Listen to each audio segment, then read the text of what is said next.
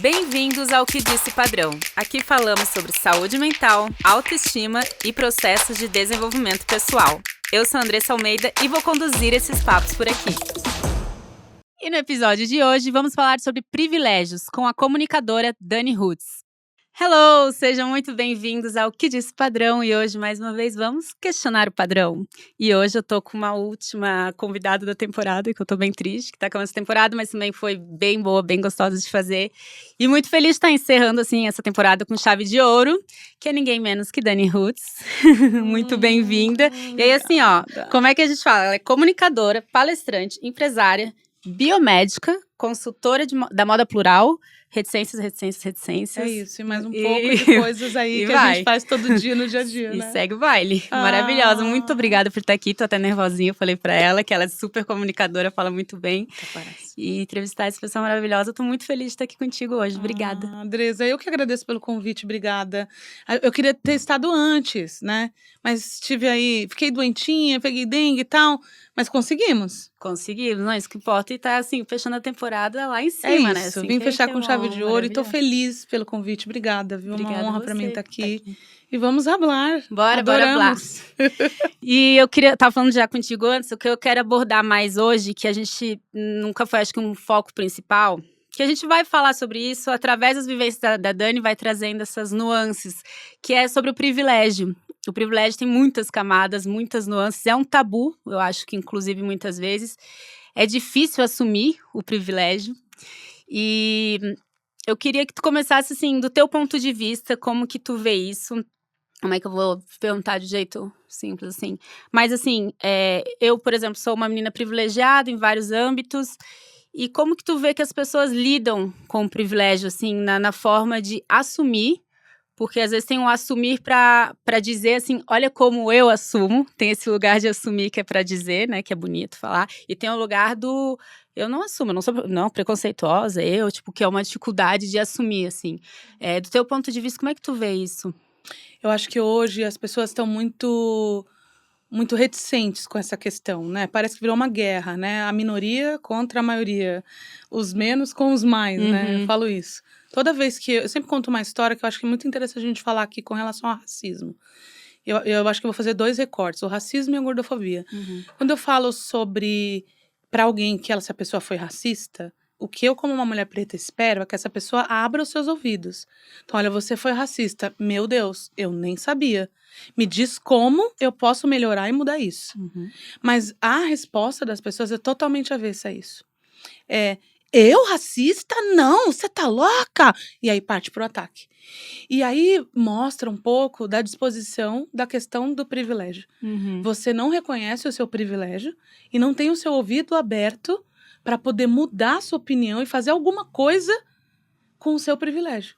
Porque o privilégio, ele tá aí para quê? Para que você viva a sua vida, mas que você também possa fazer alguma coisa para mudar o universo de quem não teve o privilégio que você tem. Então, quando as pessoas são apontadas com relação aos seus privilégios, elas são reticentes e devolvem com agressividade. E eu acho que isso tem que ser completamente ao contrário. Você não tem que se envergonhar do privilégio, de jeito algum. Mas você tem que reconhecer e saber o que fazer com ele.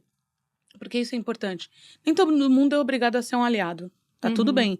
Mas se você tiver essa disponibilidade enquanto sociedade, tá tudo certo. Quando a gente nasce, cresce, enfim, e começa a conviver em sociedade, a gente é ensinado, olha, a boa educação diz que você pode cumprimentar, você deve chegar num lugar e se portar assim, você deve fazer isso. Isso também tem que acontecer com o privilégio. Olha, você é um privilegiado e você precisa acolher. Isso tem que fazer parte. Então, não fez parte da nossa educação no passado. Como mãe, eu digo para as mães, façam isso com seus filhos agora. E se você, no passado, não observou e não vivenciou essa rotina de admitir, né, e de trabalhar seu privilégio, reconhecer ele e agregar, pense nisso agora, porque é algo que você pode fazer, né? E com relação à gordofobia, eu sempre digo que é um pouquinho mais complicado, um pouquinho mais embaixo, né? Porque nós vivemos numa sociedade, né, que não é só um privilégio, é um prêmio você ser uma pessoa magra. E enquanto premiado, né? Quando apontado que você é uma pessoa que teve uma atitude gordofóbica, uma fala gordofóbica ou foi gordofóbica, aí é difícil, né? Porque essa pessoa fica muito mais revoltada. Como assim? Você é errado e tá querendo me apontar? E a agressividade, ela grita muito mais alto. Na questão de raça, a gente já tem uma consciência maior. Mas na questão corporal, a gente não tem uma comunidade formada, verdade. estabelecida, defendida, estatisticamente comprovada e apoiada. Porque ainda é errado o corpo gordo, né? Ele Exato. não foi aceito. É isso. Então aí a agressividade fica maior e aí volta-se contra a gente. E é por isso que vivemos a situação de, eu acho que, de exclusão total, de apagamento total, né? Uma pessoa gorda, ela vive uma situação de apagamento. A sociedade quer apagar essa pessoa. Porque não é o certo, não é o errado, o que você fez não foi legal para chegar nesse lugar. Há sempre um julgamento em cima desse lugar. Então é mais agressivo ainda. E os privilégios aí não são reconhecidos. Muito mais, né? Porque entra na questão de ser magra uma educação e um privilégio alimentar também desde cedo. Totalmente. Acesso à atividade física, acesso a uma alimentação de qualidade, acesso a muitas questões que muitas pessoas no país ainda não têm. E aí não reconhecer esse privilégio, se vangloriar disso e apontar o outro, aí é bem triste, né? Total. E eu acho que tenho medo de reconhecer o privilégio, não sei se de perder. Que ele, assim, não, se eu reconhecer que tem um privilégio aqui, vão me descobrir, quase que ser pega, assim, sabe? Um pouco assim, vamos manchar isso, sabe? E também de se colocar num lugar de erro, né? Que como tu falou assim, não tem, se a tua realidade, não tem problema, né? Tu ter os teus privilégios. Não é sobre ser um problema, mas é sobre reconhecer mesmo, né? Eu acho que essa questão aqui, né, a gente fala de Nepo Baby, que todo mundo fala, né? Mas não tem nada demais que você seja, você não vai mudar a sua vida. Mas Nasce de novo, agora de outra maneira. Exato. Não pode. Não seja mais a filha da Xuxa, entendeu? É sobre isso. Mas o que você vai fazer com isso, né? O que você vai fazer a partir disso, né? O que você vai agregar a partir disso? Sempre digo assim, o que você pode fazer com seu privilégio a partir do momento em que você reconhece como um aliado. E o exemplo disso é o banco, a porta do banco. Todo mundo sabe que a porta do banco é um problema eterno para a questão de raça. Ninguém que trabalha no banco nunca fez nada com relação a isso. Ninguém. De nenhum escalão, de baixo até em cima. Quanta gente trabalha lá e poderia levantar essa pauta dentro da sua agência, dentro do seu banco? Ninguém. Ninguém mesmo. Não é assim, né? E aí eu até queria que tu contasse um pouquinho da tua história, como que tu foi fazer biomedicina, que daí eu já quero puxar um gancho sobre o privilégio. Sim. Mas conta, por favor, como que veio essa vontade de fazer biomedicina, até deixa eu te falar, biomedicina, como é que foi essa entrada aí? Eu venho de uma família mista, então metade branca e metade preta. E dentro da minha família preta, existia uma questão que era: para ser alguém e para ter sucesso, você precisa ser como eles, os brancos. Para ser como os brancos, você precisa ser doutor, porque outra profissão não tem respeito. Então, eu tinha todas as escolhas do mundo, desde que eu fosse doutora, ponto final. Todas as escolhas ali dentro. Exato. E a minha avó falava em medicina, meu pai também falava. E falamos em várias profissões, mas eu queria mesmo era ser cientista.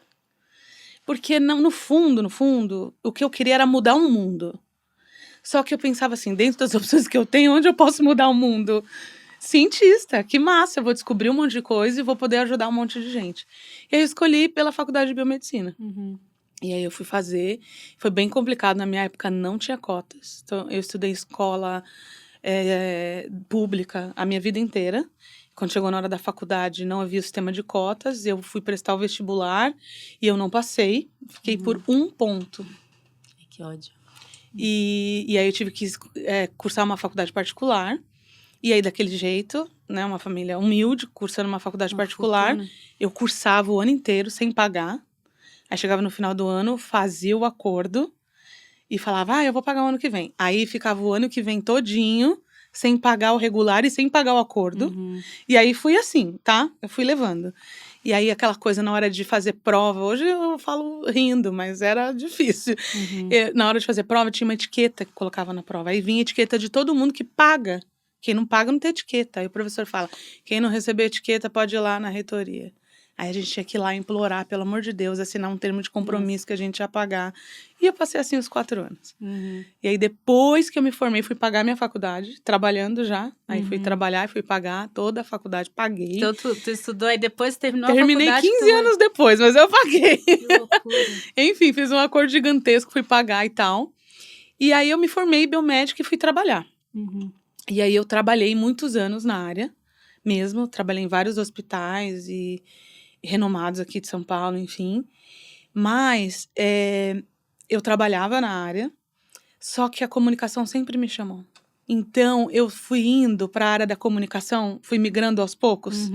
Dentro da área da saúde, eu fui migrando para o marketing e para a comunicação. Tá na minha veia. E para moda também, porque a moda é algo que me move demais. Então, eu fui migrando devagar e tal.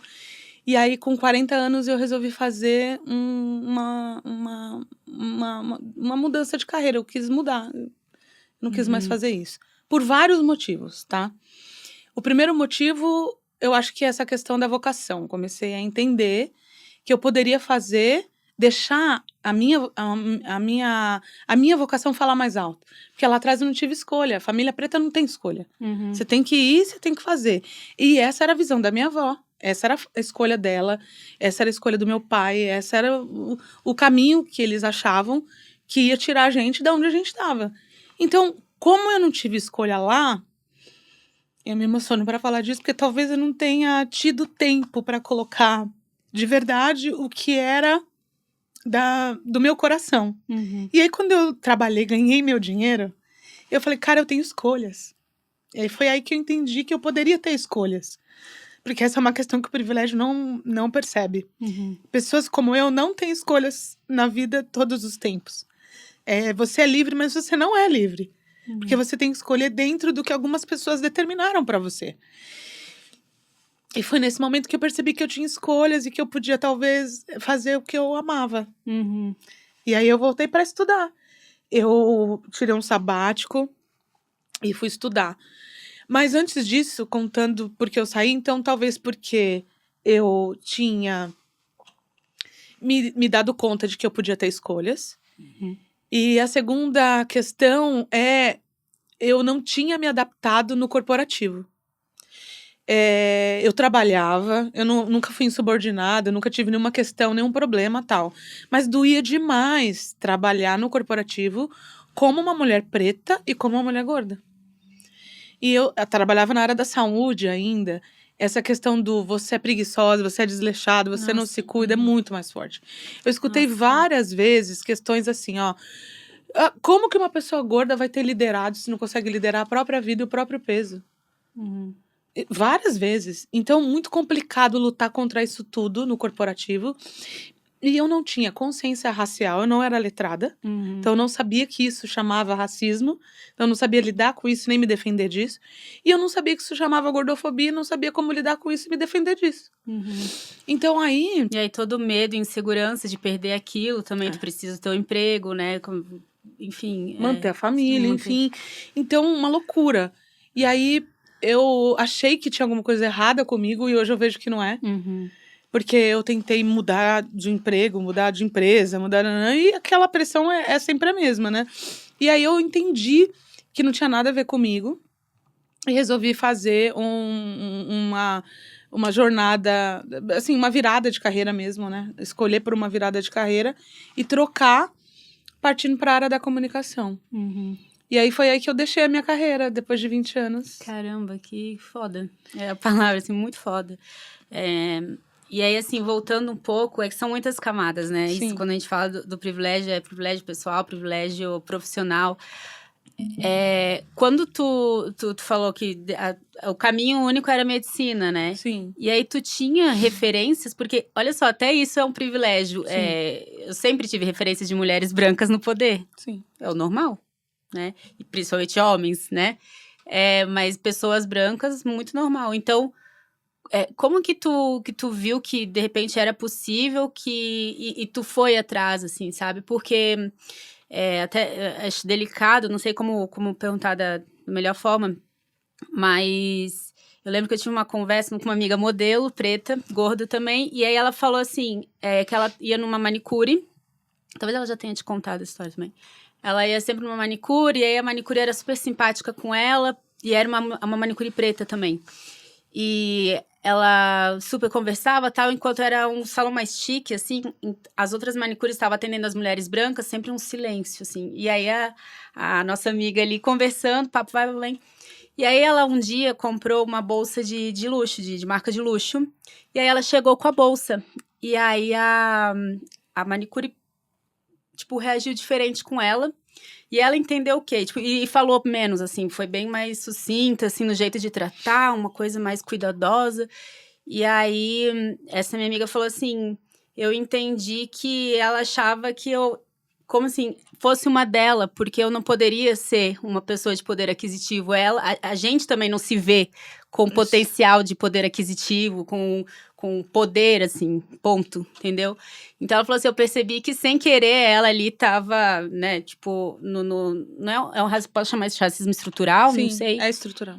E ela também, porque ela tá nessa realidade, então ela também não conseguiu ver a pessoa que também é preta como ela, como as outras brancas, no mesmo lugar. E aí ela passou a tratar diferente porque ela viu uma bolsa. Ih, ela tem dinheiro, então. Sim. Até então ela achava, tamo de igual para igual, nesse quesito de poder aquisitivo, não sei, também julgando.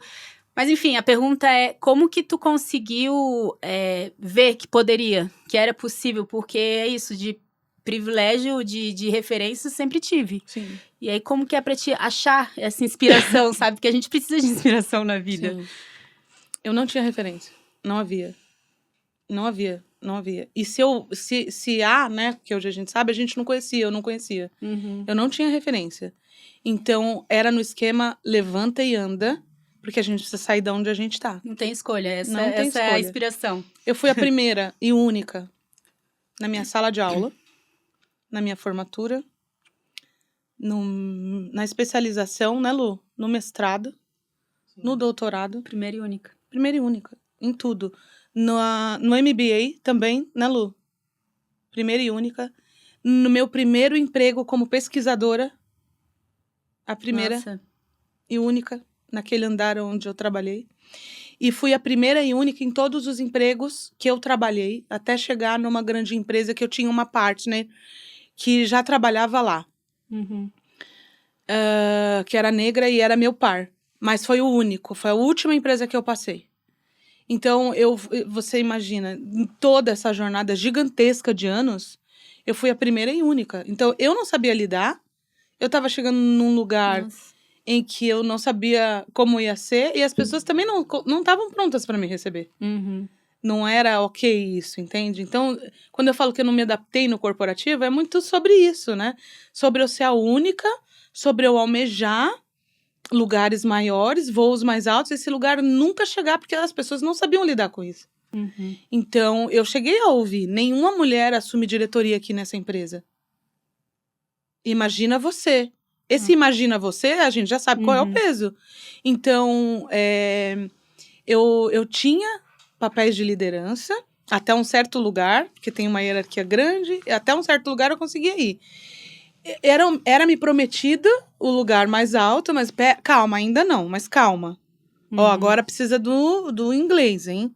Ó, agora você vai precisar de um curso assim, ó. Agora você vai precisar do curso tal, hein? Agora você vai precisar isso. E as desculpas, elas estão sempre na frente. Nunca, nunca, nunca. Então, eu não tinha referência, eu não tive referência. Eu comecei a ter referência quando eu comecei a trabalhar com comunicação, que eu achei os meus. E a internet, eu sempre falo isso, a internet abriu o mundo para a minoria. Porque foi a partir do advento da internet que a gente pôde conhecer pessoas como nós e que o mundo se abriu para mim. Porque antes o audiovisual, a mídia, principalmente a televisão, tratava o mundo como o mundo que eles viviam e como eles gostariam que fosse. A gente olhava para o lado, se achava todo mundo no mesmo lugar do lado de cá, né? A internet começou a dar protagonismo para pessoas como nós. E a gente começou a olhar e falar, caramba, olha isso, é o meu corpo, olha a minha cor, olha outra mulher. E a partir da internet a gente se libertou. Foi esse lugar. E aí, como que tu resolveu, que tu descobriu a tua forma de se comunicar? Assim, aqui a internet vou me jogar e vou falar. Eu tirei um sabático, como eu te falei. Uhum. E nesse sabático eu fui estudar. Mas eu fui estudar maquiagem. Eu não queria nada demais. Depois de 20 anos trabalhando com biomedicina. Eu falei, eu vou descansar, vou estudar e vou Maquiagem. entender o que eu vou fazer. Se eu quero voltar para o corporativo em outra área, fazer uma outra faculdade, ou se eu vou empreender. Então, eu estava estudando empreendedorismo, entendendo qual era o meu lugar, entendendo tal. Cheguei a pensar fazer um curso, um teste vocacional, sabe? Que faziam na época. Eu tava podendo escolher nesse momento. E aí, eu, nesse lugar, tava entediada no 3º mês. Entediadíssima. Sempre fui uma workaholic, trabalhava 21 horas por dia. Eu brinco que eu tinha dia para entrar e não tinha dia para sair, né? Eu trabalhei num hospital famoso aqui de São Paulo, que eu entrava na segunda-feira e eu ia dormindo lá no leito de descanso dos médicos. Nossa, que E eu só loucura. saía na sexta, às vezes no sábado. Minha irmã ia me buscar, não tinha condição de dirigir. Lembra, Luli? Sonadíssima. Falava, pelo amor de Deus, vem me buscar que eu não consigo dirigir, porque eu tô no ar 3 dias sem parar, assim, loucura. Loucura. Caramba. Trabalhar na área da saúde, gente, é uma dedicação emocional, física, gigantesca. E aí eu já não aguentava mais. Isso também era uma questão, sabe? Porque o meu filho era pequeno. E eu queria ver esse menino crescer. E aí eu, como trabalhava muito, enfim, workaholic, no 3º mês eu já tinha feito de tudo. Já tinha levado o filho na escola, na natação, arrumado 30 armários, limpado a casa inteira. Já, sabe, quando você já faz tudo, você fala, caramba, eu já fiz tudo, gente, que eu queria. Arrumei meus livros, agora, que tudo, agora e agora? Tudo aquilo que você fala, nossa, quando eu tirar férias eu vou fazer. Eu fiz. Que delícia, porque nem quando eu tirava férias eu conseguia ficar sem trabalhar. Então, eu não estava mais aguentando. Essa é a realidade. Aí eu falei, eu vou fazer alguma coisa. E aí, era a época, não sei se você lembra, do Blogspot. Pronto. Falei, cara, tudo eu adoro escrever, eu vou blogar. E aí eu brinco, eu sempre falo isso, blogar pra não pirar. Porque eu já tava meio pirada. Era tipo um hobby, assim, de hobby. um diário, né? Que tu ia Pronto, escrever, diário, né? só que eu vou falar do que eu mais gosto, maquiagem. E um pouco de skincare. Eu adoro maquiagem, eu adoro embalagem de maquiagem, eu adoro skincare e embalagem de produto dermocosmético. Eu amo. Específica, a embalagem de maquiagem. Eu compro pela embalagem. Alô, marcas. Eu sou essa pessoa que vocês aí se dedicam pra fazer embalagem. Eu compro. Tá? Liga pra mim. Dani tá aí pra isso. Me passa um recadinho, me liga, eu compro tudo, entendeu? Compro mesmo. E aí, eu comecei a falar disso. E, tava dando super certo. Tinha uma audiência super incrível. Ainda tem meu site lá, ainda tem alguns artigos no ar. E aí, uma amiga minha, que trabalhava na Mary Kay, falou assim pra mim, Dani, ela era diretora. Ela falou, eu queria que você desse uma aula pras minhas consultoras de maquiagem. Daí eu falei, você tá doida? Eu não sou maquiadora profissional, assim. Eu tenho curso, tudo, mas eu não exerço a profissão. Porque eu realmente me formei na escola madre, porque eu queria entender melhor de maquiagem e tal. Mas eu uso isso pra automaquiagem, não pra maquiar ninguém. É isso, tu se maquiar uma coisa, agora também tu maquiar outra pessoa. Exatamente, então por isso eu falo, eu tenho curso de maquiadora, eu não sou maquiadora. Quem é maquiadora é quem faz o negócio acontecer, né? E aí ela falou assim pra mim, não tem problema, é isso que eu quero que você ensine automaquiagem. Como é que você faz a maquiagem em você. Ai, que legal. Pras minhas consultoras. Beleza. Aí fui. Que também acho muito difícil, tá? Eu acho muito difícil maquiagem. Você sabe assim. que eu acho tão fácil essa Não, parte? eu não sei passar Mas eu dessa fase entendo. aqui, ó. Tipo assim, nem sei se tá certa, tá? Tá, Tipo imagina, assim, tá maravilhosa. não, mas eu acho muito difícil a automaquiagem. Tem Eu uma te destreza o negócio. Tem que ter, tem que ter. Eu te entendo porque eu sou assim com o cabelo. Tá. Eu não tenho a menor, como fala, coordenação motora pra cabelo. Lá, zero. E aí, eu fui na aula. Só que chegando lá, a Mary Kay não brinca. A Mary Kay não brinca. Ela tinha, acho que o quê? Uns 30 fotógrafos? Sei lá. Não sei quantos cinegrafistas. E tem um monte de mulher. Um monte de mulher. E todo mundo com o seu próprio telefone. E eu, nesse momento, a gente precisa lembrar que eu era uma mulher não racializada e não letrada com relação à diversidade corporal, pluralidade corporal, tudo bem? E eu me escondia. porque eu vim do corporativo sendo apontado como uma mulher gorda, que a vida inteira tinha que usar preto para emagrecer. Tudo bem? Sim, errada, Se tem que se esconda. esconder. Você tá errada. Eu me escondia no Blogspot, no meu site. Eu escrevia, mas não mostrava meu rosto. Era um pseudônimo. Porque a gente tu nunca usava... mostrava as automaquiagem, nada? Eu falava de maquiagem, falava como aplicar, mostrava o pedaço. Os recortes. Exatamente, que era GIF, lembra naquela época, porque era só blog? Então era muito mais fácil, não precisava mostrar meu rosto. Não tinha nada, era site escrito. Então, tava tudo bem. E aí foi a primeira vez que eu fui fotografada e filmada por 465 pessoas. E aquilo foi parar no Facebook. Caramba. E aí, quando foi pro Facebook, ao invés de eu ser sucesso porque eu fiz uma maquiagem legal, eu fui sucesso porque as meninas que eram gordas, que não sabiam onde eu tinha comprado a roupa que eu tava usando. Ah, que demais. E aí eu falei, opa, peraí. Mais de não sei quantas curtidas no post, mais de 1000 perguntas, uma coisa maluca. Seguidor começou a aumentar. Eu falei, gente, o que tá acontecendo? Tem outras mulheres como eu. Tem uma Porque eu não sabia. aí, né? Eu não sabia. E aí eu fui lá ver aquelas mulheres e eu comecei a responder no privado. E elas começaram a conversar. E elas tinham as mesmas queixas que eu. E eu, meu Deus, não sou só eu. E essa até sensação, sabe assim, a sensação que passa, que você fala, cara, não sou eu que sou errada. Nossa. Isso acontece, né? Eu tô aqui vivendo a dificuldade real.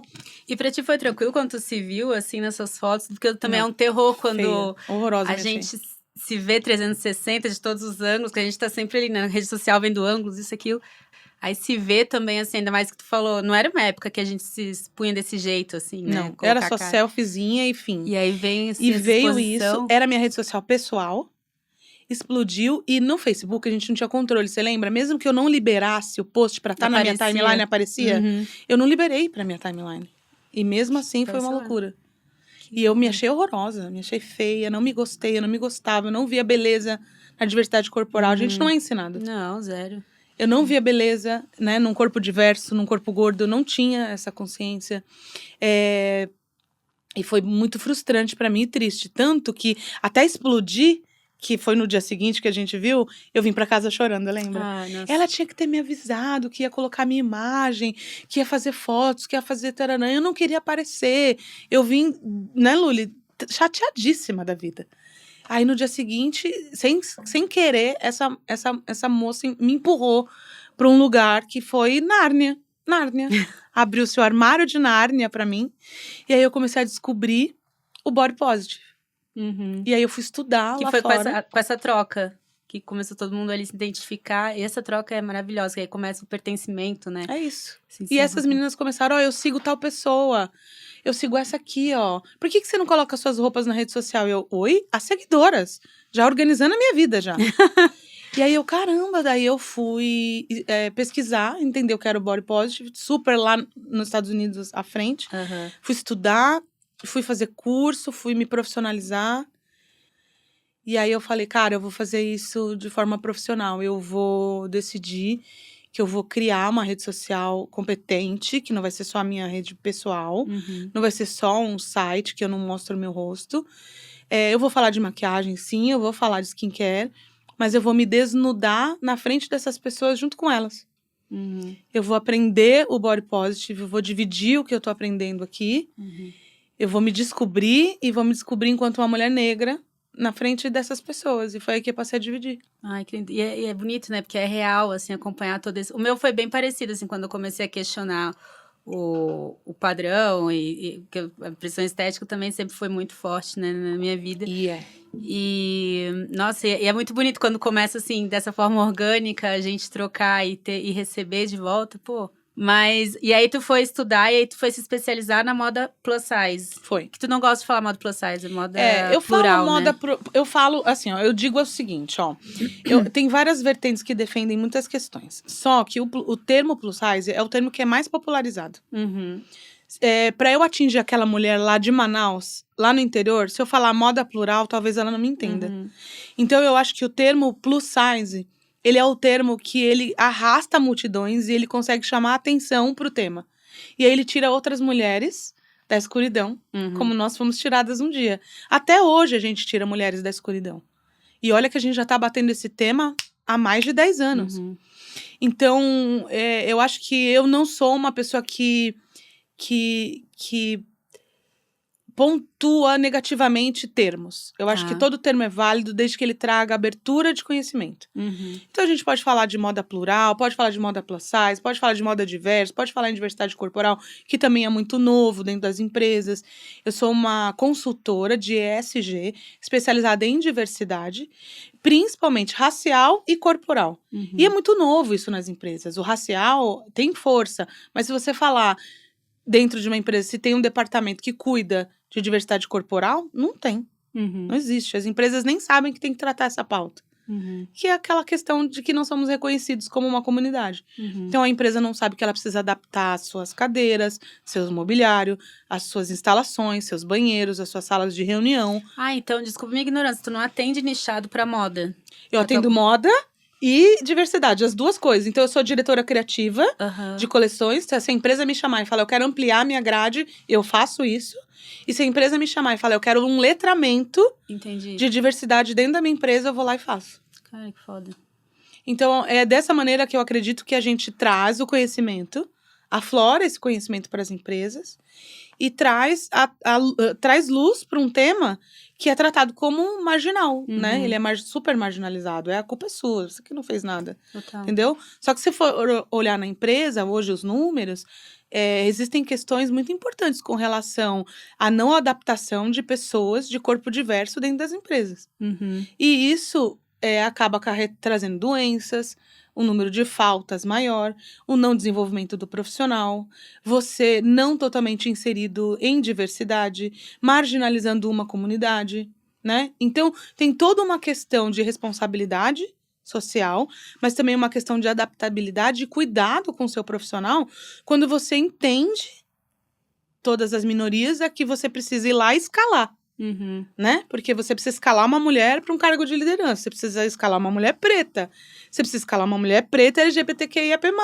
precisa uma mulher PCD, você precisa... E aí vem vindo os recortes, não que homens não sejam essa questão, mas aqui a gente está falando dessas minorias que são mais atingidas. Uhum. E quanto mais comunidades surgirem e eu não reconheço, menos responsável socialmente eu tô. Uhum. E não tô em conformidade com os pilares de sustentabilidade que tá dentro de ESG. E tem algum que tu consegue perceber, chamar de gatilho na empresa que ela se toca ou percebe da importância, assim, que ela, cheguei em ti por causa disso, daquilo, assim, tem algum padrão? As empresas só percebem quando me assistem falando, ponto final. Não existe um momento lá na empresa que alguém pontua, porque a comunidade, ela não se assume. Então, ninguém chega no RH e fala, eu sou gorda, eu não caibo no banheiro, tá? Ninguém. Uhum. Ninguém, porque a pessoa cresceu com o estigma de que ela é a culpada. Sim. A culpa é dela, porque ela é gorda. Então, ela não vai chegar no banheiro e falar, olha, essa cadeira não me acomoda direito. Desculpa, não vai chegar no RH e falar, essa cadeira não me acomoda direito. Eu não consigo fazer xixi no cubículo do banheiro. As pessoas vão se identificar com o que eu vou falar, tá? O que mais acontece comigo em consultorias dentro das empresas corporativas é, cara, eu não vou no banheiro, eu só vou no banheiro do 6º andar, porque é o único que eu entro. Caramba. Tem a cultura do banheiro do 6º andar, né, Lu? Tem a cultura do banheiro do 4º andar, do 2º andar, o banheiro do PCD, o banheiro da diretoria, eu só vou no banheiro do PCD. Essas pessoas, elas não levantam as suas pautas, porque é vergonhoso para elas. Elas são apontadas como ineficientes.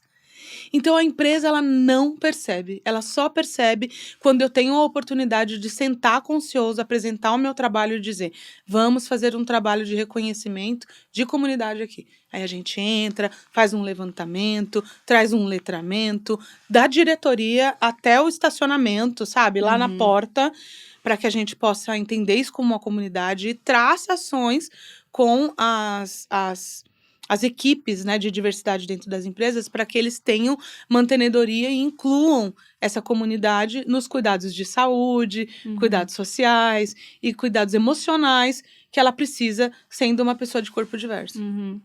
Então, assim, também tem que partir ainda muito da gente. Total. A gente tem que arrombar a porta. Porque... Nenhuma empresa bate na minha porta grande e fala assim, ó, quero fazer uma coleção plus size, tá? É a gente que tem que prospectar. Tá sendo na unha.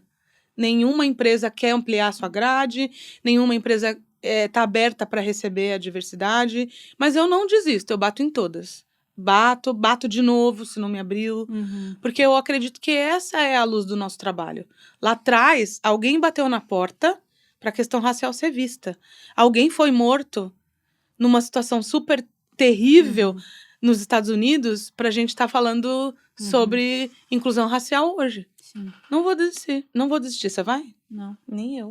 Não tô disposta a desistir. Isso é até uma coisa aqui do podcast que às vezes eu entro em conflito. Falo, cara, o público do podcast é muito quem tá aberto a questionar o padrão, né? E aí tudo é padrão, tudo a gente pode questionar.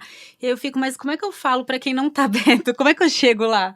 Eu acho que responde isso, porque dá um desesperinho assim, tá, mas pra mudar eu preciso sair dessa bolha, porque querendo ou não eu continuo na minha bolha. É isso, é super confortável. Tô bem confortável na minha bolha. Hoje eu sou uma influenciadora, uma criadora de conteúdo conhecida dentro da minha bolha, profissionalizada, trabalho exclusivamente com isso há anos. Tenho marcas e empresas que estão comigo e que me apoiam a minha causa. Sou reconhecida dentro da nossa comunidade. A gente fala de influenciadoras e que trabalham profissionalmente, que são do escalão profissional. Eu tô inserida nesse contexto, é muito confortável para mim aqui dentro. Agora o duro é a gente sair, né? Abrir a porta e falar, eu tô saindo.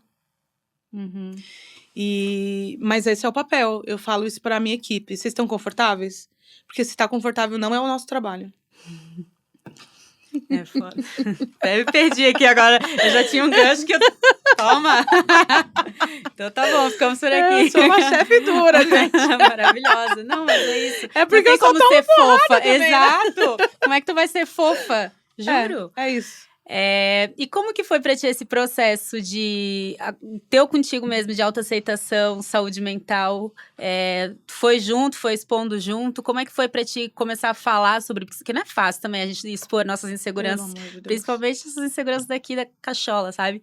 A gente se sente errada também, às vezes, tipo, não posso me mostrar frágil. É tu ainda uma mulher hoje que tá à frente de uma empresa, empreendedora, mulher forte e tal. Aí, às vezes, falar de insegurança, né, que a gente aprendeu que a gente tem que ser assim, sempre forte, mulher ainda, né? Tem que se provar. Então, como é que tu lidou com tudo isso? Como que tu lida, né, com tudo isso? Primeiro que eu aprendi a ter vulnerabilidade nesse lugar aí. Quando eu entrei e quando eu decidi fazer isso profissionalmente, eu montei uma empresa. Já, no primeiro momento que eu falei, eu vou fazer e vou trabalhar com isso profissionalmente, CNPJ, vamos pagar imposto, missão, visão, valores, quem tá comigo e quem não tá. Eu tinha vindo do corporativo, né? Sim. O SWOT, análise SWOT. Eu achava que era tudo muito lindo, entendeu? Porque eu trabalhava com orçamento que não era meu, você entendeu? Corta, tu chegando aqui, meu Deus, eu tenho prazo pra domingo, um post. Eu sou a menina do café, eu sou a menina que paga imposto, eu sou a menina que escreve, eu sou a menina que abre a porta. Dos vídeos, a edição do vídeo. É isso. Corta pra eu desesperada, entendeu? Gritando pra minha irmã, me ajuda, pelo amor de Deus.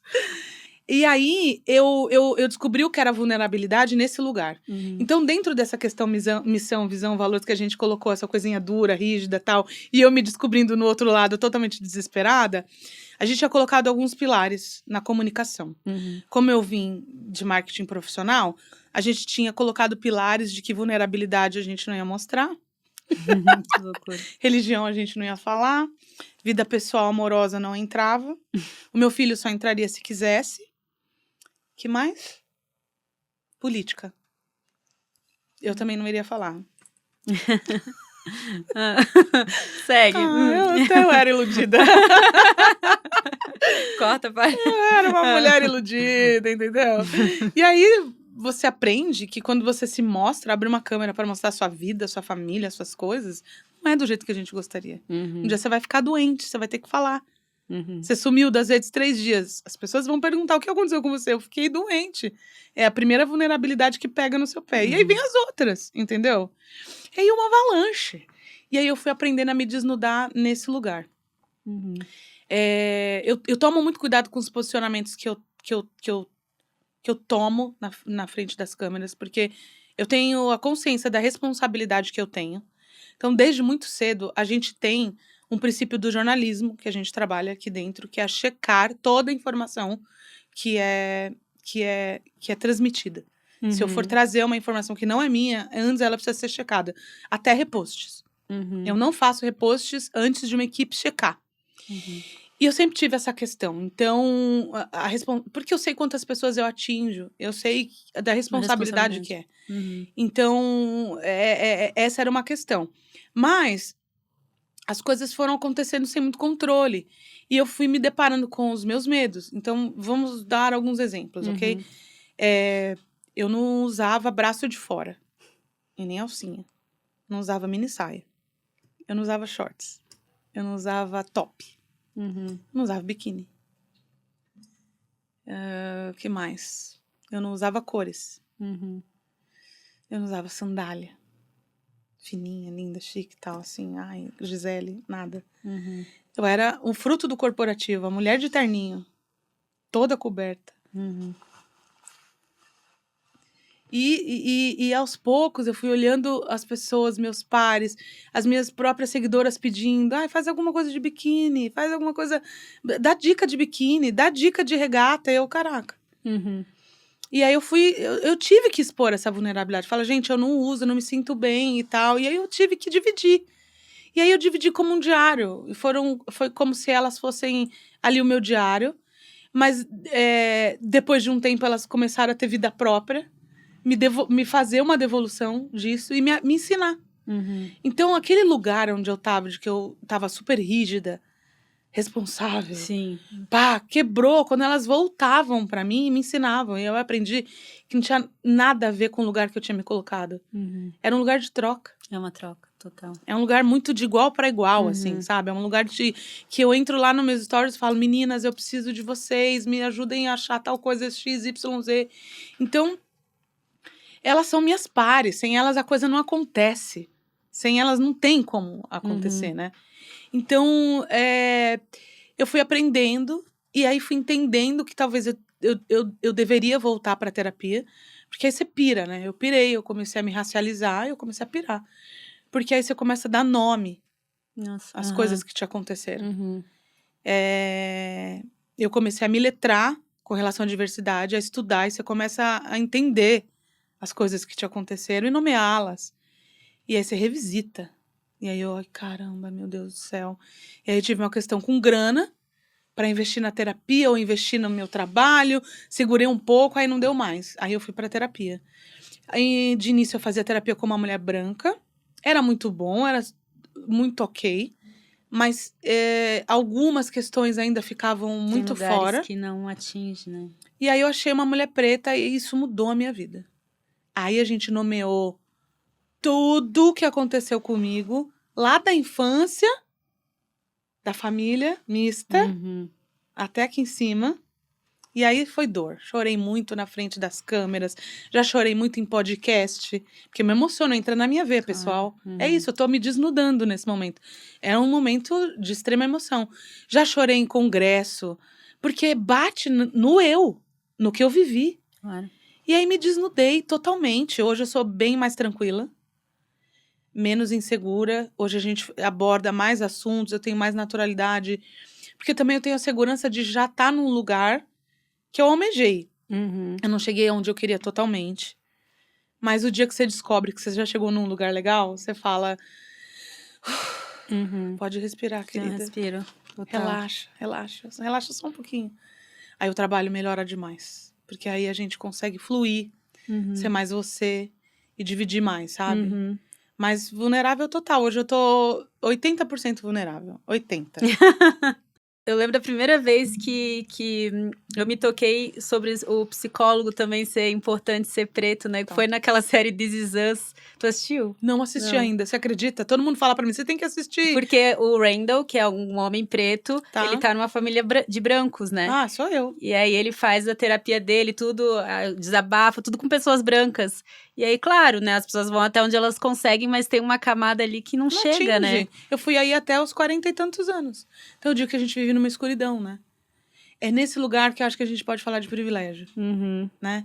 Existe uma questão sobre o racismo e sobre todos os preconceitos que a gente fala aqui em relação a minorias, que é essa dor profunda e solitária que só quem tá ali consegue viver, entende? E quando você entende que isso acontece, se solidarizar é um passo um pouco maior nos dias de hoje, eu acho. Uhum. Não é só, ai, eu sinto muito. Você tem pretos no seu círculo de amigos, então? Você tem LGBTQIAPN+, você tem uma pessoa gorda? O que você faz? Você ajuda? Você fez o quê?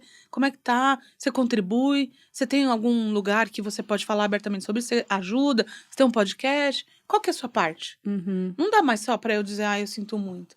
Que Eu vou fazer chato, palestra né? nos lugares, as pessoas assistem e falam, nossa, você é fantástica, que maravilhosa. Eu super agradeço. Eu vou te seguir e tal. Para por ali. Não, tudo bem, eu sou fantástica, maravilhosa. O que você vai fazer para apoiar minha causa? Me leva para sua empresa, me indica para o seu RH. Se a pauta é legal e você achou que isso é legal, tem mais de mim comigo, tá? Eu não tô sozinha. Tem eu, tem a Andresa, tem a fulana, tem a Beltrana. Eu posso levar um monte de gente muito legal pra gente falar sobre isso. Vai ficar mais legal ainda a sua vida. O que você pode fazer para me ajudar? Mas a maioria das pessoas para a pauta ali. Você é maravilhosa, tal. O Instagram deixou de entregar, eu já esqueci. É cômodo, né? Ficar ali assim. E aí fica naquele lugar assim. Imagina, daí eu já não sou mais preconceituosa, porque eu sou amiga da Dani, cara. E ela é foda, ela fala lá no Instagram dela, porque, né, eu não faço nada pra ajudar. Eu sigo ela. Eu sigo ela, até sigo ela, assim, né? E aí não adianta, para por aí, como tu falou. E eu vi um post teu, tava lá te zapeando hoje. Ai, que legal. Que eu achei muito legal, que é... Eu gosto que me zapeiem. Tu gosta? Eu gosto. Zapeei Eu quero trocar, como que fala?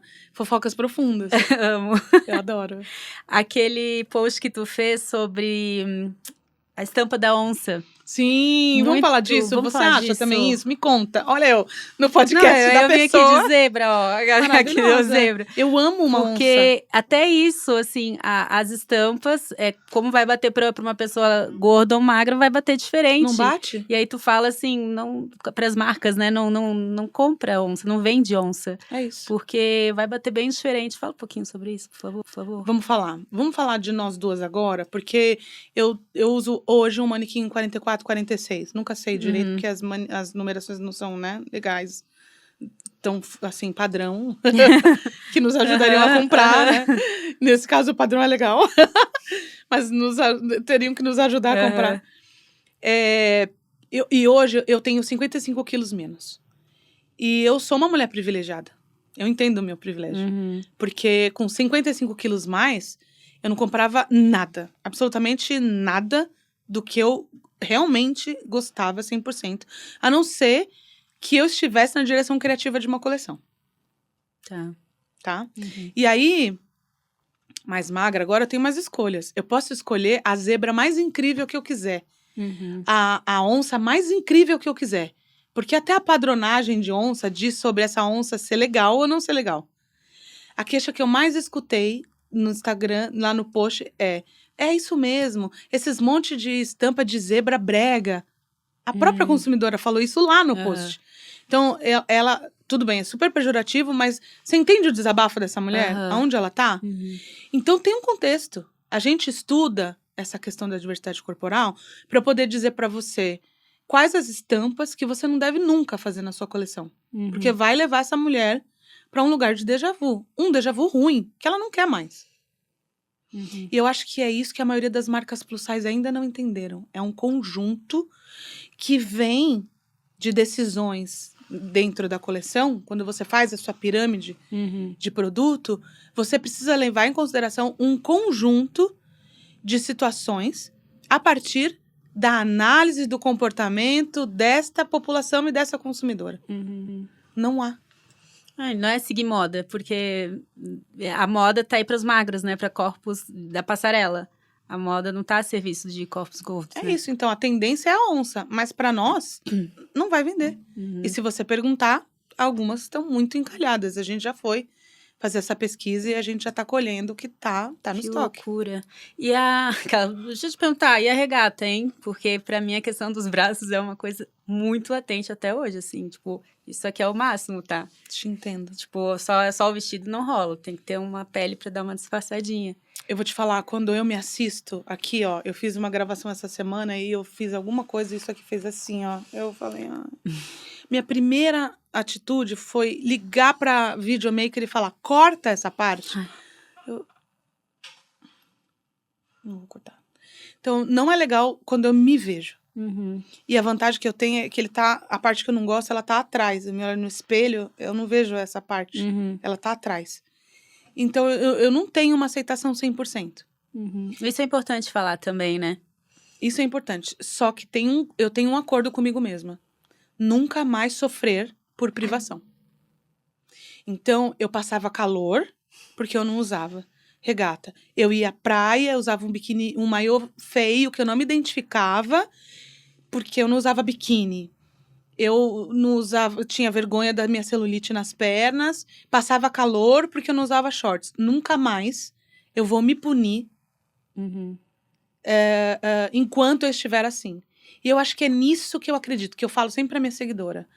Uma aceitação 100%, eu não me aceito, eu tô com um manequim 58, eu tô com não sei quantos quilos, eu não me aceito, tô com manequim 60, eu tô com manequim 54, eu não me aceito. Tá, tudo bem.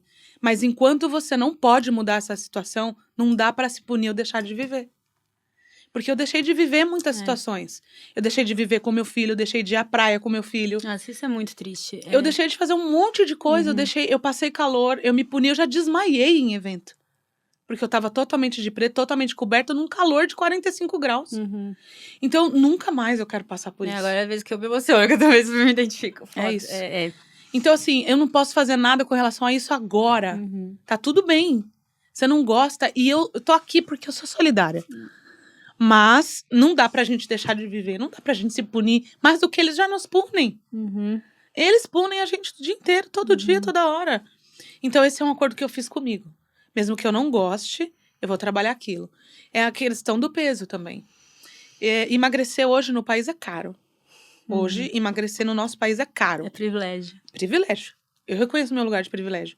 Enquanto uma gorda menor hoje, uma mulher mid-size, enquanto uma mulher que pôde pagar um tratamento médico, que considerou um tratamento para diabetes. Eu comecei a me tratar a partir do diabetes. E que não foi um diagnóstico de diabetes, foi um diagnóstico de pré-diabetes, a possibilidade de eu ter um diabetes. E, graças a Deus, cumprimos a meta, né? Mas, a partir disso, eu descobri um tratamento de emagrecimento. Que eu pude bancar, que eu pude pagar, que é caro. Entendo totalmente o meu privilégio. Mas não é para todo mundo. Não é. Então, hoje,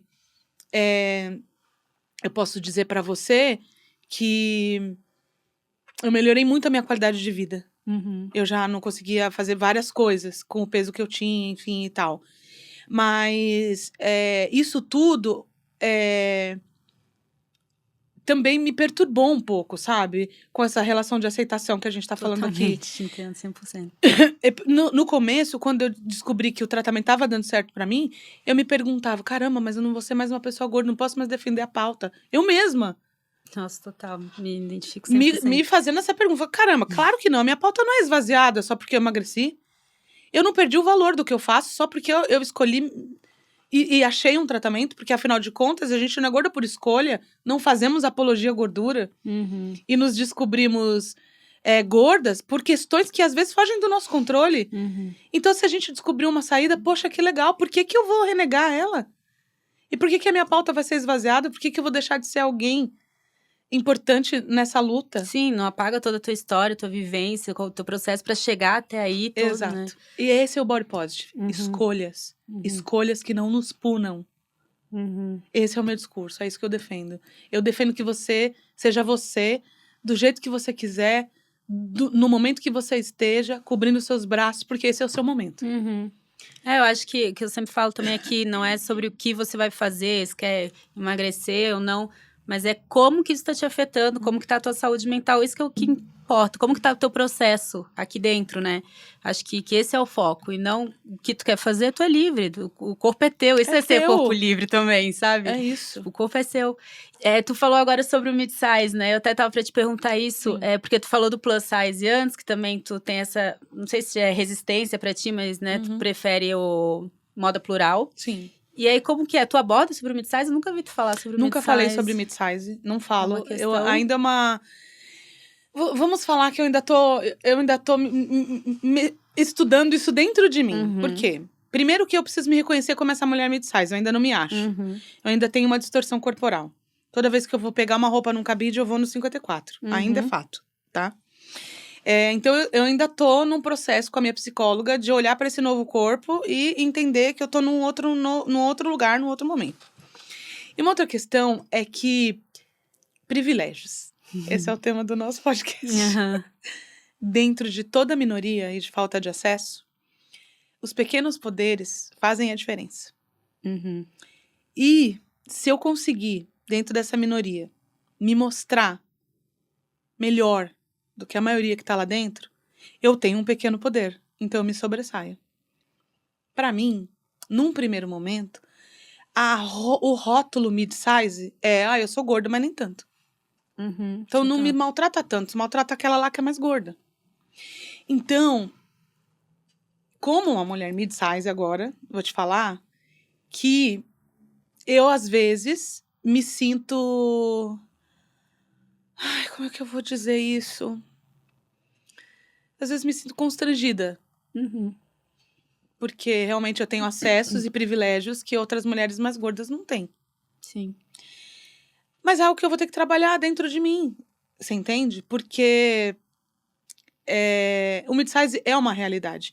E se ele é o termo que fura a bolha mais fácil, por que não começar por ele? Você me entende? É uma ferramenta total. Pronto. Você entende aqui que eu ainda tô na terapia? Totalmente, totalmente.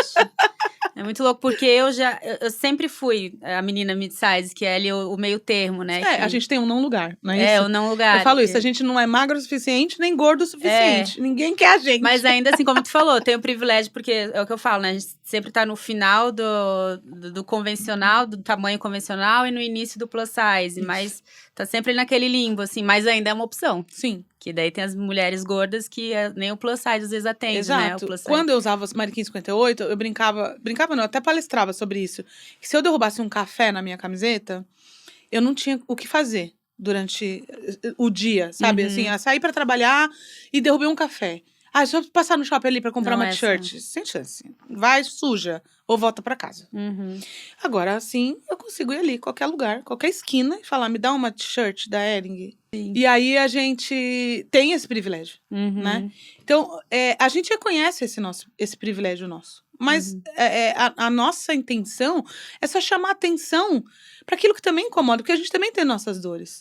São dores menores, mas também são dores.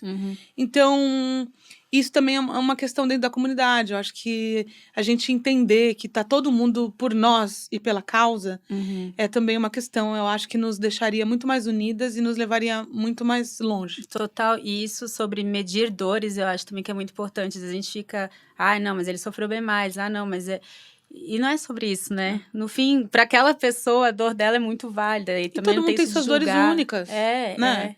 Então não dá pra gente ficar medindo na régua. Eu sempre falo isso, sabe? E a gente tem essa tendência de medir na régua o tempo inteiro. Falei aqui várias vezes sobre isso, a gente fala. E é ruim, né? É ruim quando a gente faz isso. A gente tem que se unir, se solidarizar e caminhar. Caminhar, né? Pra quebrar esse sistema, né? Porque, na verdade, é um sistema. Totalmente, totalmente. E até o lance do mid-size, eu entrei também nessa questão aí, mas eu tô colocando mais um rótulo, não é pra ser livre, a gente tá se rotulando. Mas eu entendi da importância, igual tu fala, do falar do plus size, às vezes é necessário pra te conseguir chegar, de usar desse rótulo pra conseguir me comunicar com essas meninas, que aí eu vi também que existem, né? Essas meninas, caramba, elas sempre tive a ideia, eu era a gordinha, porque eu não sou magra nem gorda, mas eu sou gordinha, então eu sou erradinha, eu tô quase magra, se eu tiver um pouquinho de força de vontade, eu tô também, sabe? Só um pouquinho, falta só um pouco, pouquinho. Aí fica sempre nessas dietas loucas, que aí às vezes consegue ser magra por um mês, sabe assim? Exato, eu escuto isso, agora falta só um pouquinho, né, Dani? Tá chegando lá. Agora tá chegando lá, pra quem fez 55, mas 5 é fácil. É assim. E tem toda uma questão dentro dessa minha insegurança também, sabe? Emagrecer é uma questão dentro do tratamento. Manter é uma outra. Totalmente. Então, eu fico ainda com esse estigma, sabe? Esse fantasma ainda tá na minha cabeça. E a insegurança de me rotular como mid-size e amanhã não ser mais. Você consegue me entender? Total. Caraca! Então tem toda uma questão que você fala, como? Como eu me posiciono na internet? Não, e esses dias aconteceu isso comigo, porque eu perdi peso também esses últimos 2 anos, porque também mudei meus hábitos. E uma menina veio com textão, assim, ela foi até carinhosa, mas assim, com todo respeito, queria dizer que tu não é mais mid-size. Tipo assim, não fala mais sobre mid-size, porque agora tu é uma menina magra, e se tu não se vê assim, tu tá com distorção de imagem, tipo, já, sabe? Aí eu também entrei em crise, eu falei, caraca, então... Mas eu não me vejo magra, porque eu tenho uma amiga magra que eu queria ter o corpo dela até, mas eu não tenho aquele corpo. Sim, e então... quando você vai na loja, você quer uma roupa X e não tem o seu tamanho. Daí eu fico assim, mas aí agora eu já tô pegando lugar de fala das mid-size. Caraca, então não é pra ser um rótulo, uma coisa sofrida. Na verdade, pra mim o termo sempre foi pra me apoiar. E a partir do momento que não tá fazendo sentido e tá fazendo sofrer, larga de mão. Por isso que isso. Não é algo definitivo, sabe? Eu falei isso, eu não vou adotar enquanto eu não me sentir segura com isso. Então, sabe, eu não quero. Então, são questões, né? E toda hora, de novo eu vou repetir, é o sistema. É um sistema feito que começa no recorte feminino, para nos aprisionar em todas as interseccionalidades. O feminino, o racial, o de gênero, o de orientação sexual, o de tamanho corporal. E aí, isso vai nos aprisionando em caixas. E aí o sistema fala, então tá bom, enquanto você tá ocupada aí discutindo, eu tô aqui. Entendeu? Vai falando aí, qualquer coisa eu te aviso. Vai discutindo mid-size, você vai ver onde eu vou parar. Foda, né? Foda, né? Gente, mulheres feministas sofrem nesse momento. Pô, se a gente não tá aqui pra questionar, cara, toma o mundo aí, já isso. é deles, né? Foda. E é isso. E assim, eu não vejo problema algum em voltar atrás. Não. Em falar, é isso e não é mais agora. Eu tinha essa opinião e agora tenho outra. Mas existem questões na internet, depois que você se torna uma voz, que são um caminho mais dolorido, né, pra gente. É difícil, porque parece que tem uma liberdade pros outros chegarem e comentarem, né? Mas não é bem assim que funciona, né? Não. Mas é difícil. A gente pira mesmo. Pô, Dani, eu assim, larguei de mão minha pauta aqui, né? Fiquei só com o caderninho, assim, de como é que fala? Eu estraguei a pauta, vai ter que fazer de novo. Ela vai abrir a próxima temporada gente, agora. Vamos abrir. A gente faz uma temporada de 3 capítulos. Eu amo. Conte a sua história, Dani Roots. Eu amo. Sério, que pessoa maravilhosa, que vibe. Eu adorei. Delicinha. Muito obrigada, Dani. Obrigada, querida. Quando precisar, eu tô aqui. Pô, tamo junto também. A gente contigo, tá junto, cara. você sabe, né? Tamo junto. E seguimos. Na dor, no amor, nas alegrias, nas conquistas. Todos os degraus que a gente sobe, tamo junto. Tamo junto, é isso. Seguimos questionando o padrão. Isso, questionando o padrão. E muito obrigada para quem ouviu, assistiu até agora. Seguimos questionando o padrão. Acompanhe nas redes sociais o que diz padrão. E é isso. Um beijo e até a próxima.